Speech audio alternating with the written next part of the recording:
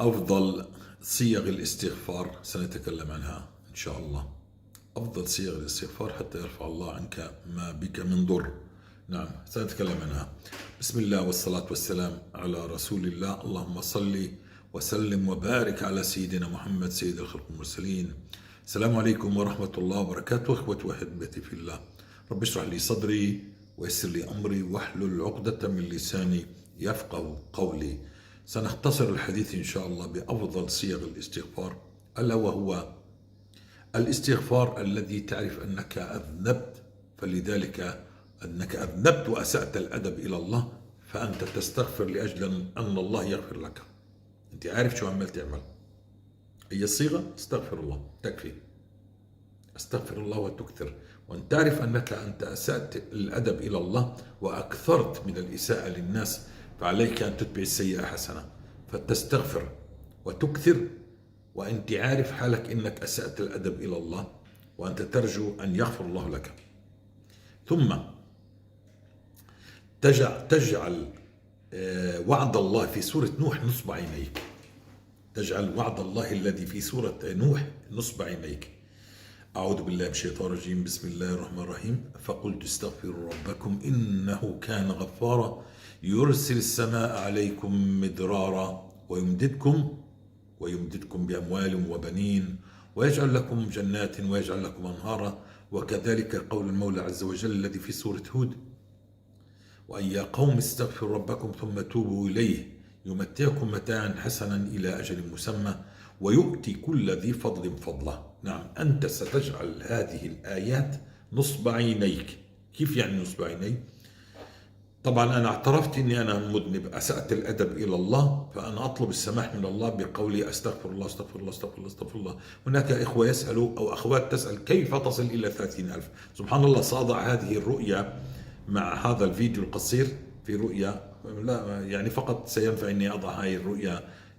الرؤية تقول أنه شخص كان يقرأ سورة البقرة ولزم الاستغفار، ثم رأى رؤية جميلة أنه شرى كبش للعيد، وزوج يعني أبو زوجها المتوفي، وقول الأموات هو حق، نعم لأنهم في دار الحق، وقول الزوج يعني أبو زوجها المتوفى قال لها هذا يعني خروف العيد ثمنه 30,000، وكان جميل جدا هذا يعني. وأنا لي شواهد على 30,000، وأنا لزمت في 2015 30,000، ولزمت في 2022 30,000 استغفار بهذه الصيغة عشان نبين كيف. نعم فرج الله كل شيء، أعطاني كل شيء، قضى عني كل ديني، والحمد لله رب العالمين، ونحن نتقلب في نعيم بفضل الله. عشان الناس اللي بتسأل أو تكون أول مرة بيسمعوا هذا الفيديو يتبين أن الله سيقضي عنك دينك وسيحقق لك كل الذي وعد في سورة نوح.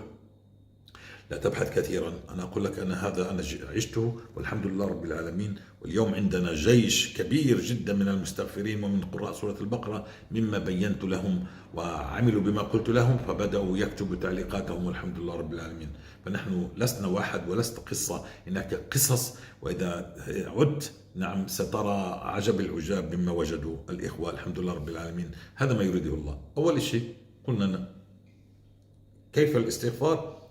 انك تعرف انك انت اسأت الادب الى الله، لا تستحضر ولا ما فيش حاجه تستحضر الذنوب، لا يعني انت لازم تعرف انك انت مسيء، انت مسيء، اسأت الادب الى الله. اي واحد انا اقريت في ذنبي فعلي اني ادفع الثمن، وهذا الحد في هذا الوقت اني انا استغفر الله استغفر الله استغفر الله على كل ذنب اذنبته، من باب يعني في ذنب في سيئه، السيئه بينك وبين العباد والذنب بينك وبين الله، فالله يغفر الذنوب ان شاء الله التي بينك وبينها، والسيئات اتبع السيئه حسنه فتمحوها. فانا اجعل بعد الاستغفار والاكثار، لاني تكلمت كثير غيبه ونميمه وسب وشتم على الناس، علي ان انتهي ثم أتبع السيئة حسنة باستغفاري. استغفر الله استغفر الله استغفر الله استغفر الله، لأنه هذا المطلوب، لأنك أنت عليك أنك تستغفر. ثم أجعل نصب عيني في شيء في هدف، الله يجعل لي هدف، حطوا الهدف وإحنا قطفنا ثمار هذا الهدف. وأول عطاء الله هو المغفرة ثم المطر، وإن شاء الله هذا الصيف إن شاء الله باستغفارنا سيكون صيف ماطر إن شاء الله بإذن الله تعالى مع كل المستغفرين، عشان هذا الشك والريبة التي في قلوب الناس، لأن كنا في الخريف في الشتاء في الربيع احنا بعدنا باول ربيع، لكن احنا انتهى الشتاء، انتهى المطر عندنا الى الابد. في هذه الفتره انتهى، مقبلين على فتره جديده ان شاء الله سيكون فيها مطر بسبب الاستغفار حقيقه لا شك فيه. مع ان راينا الرؤيا بالمطر وجاءت الرؤيا، نعم بديش اتشعب شوي، بدي اصل للاهداف. اسأنا فنعرف اننا اسأنا لله. يعني انا عمال، انا جالس استغفر، انا استغفر اني يا ربي استغفرك يا رب اتوب اليك، استغفر الله استغفر الله استغفر الله. ماذا تفعل؟ انا استغفر الله، انا استغفر الله.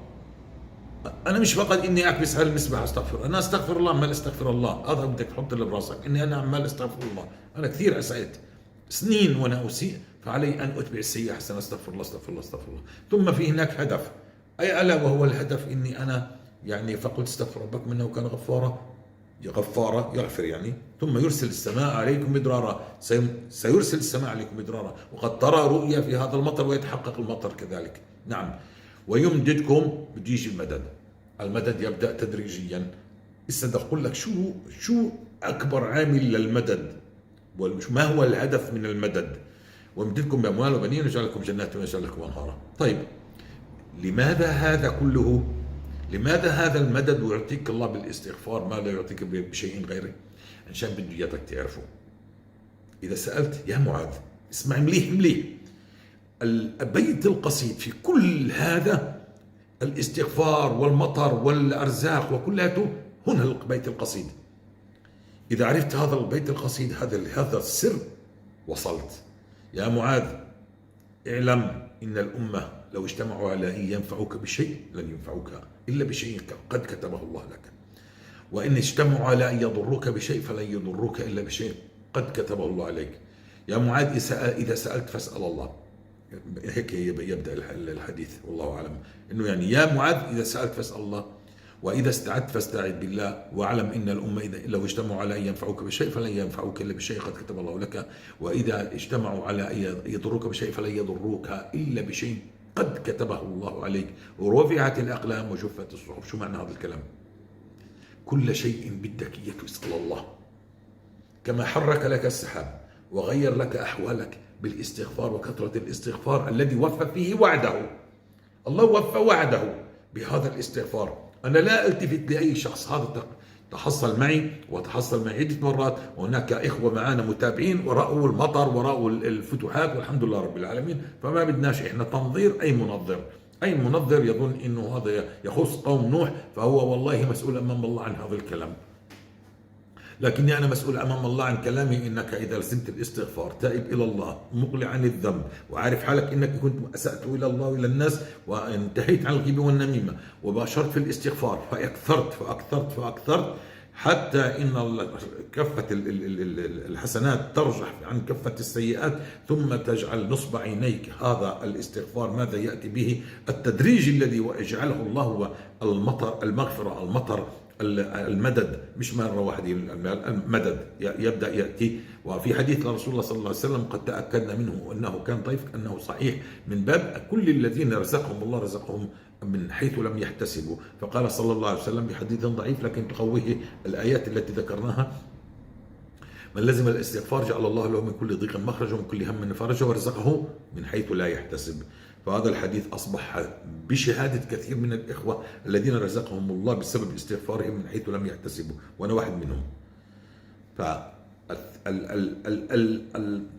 يعني السر الأعظم هو أنك تعرف الله، وإذا سألت تسأل الله، ولا تنبطح تحت أقدام الناس، لا تنبطح تحت أقدام الناس وترجو رزقك عندهم. نحترم الناس ونحب الناس ونحب المسلمين ونعمل، نعم، المسلم للمسلم كالبنيان المرصوص، نعم، لكن مش رزقي عندي فلان ولا عندي فلان. مش معناها أنا لا أذهب إني أقدم طلب عمل في أي مكان، لا تقدم طلب عمل، لكن الله الذي سيهيئ لك. فإذا بدك أي شيء، كما كانوا صحابة رسول الله صلى الله عليه وسلم كانوا يسألوا الله عن ملح طعامهم، عن شراك نعالهم، عن كل صغيرة وكبيرة، حتى تفننوا في عبادة الله فهانت عليهم العبادة.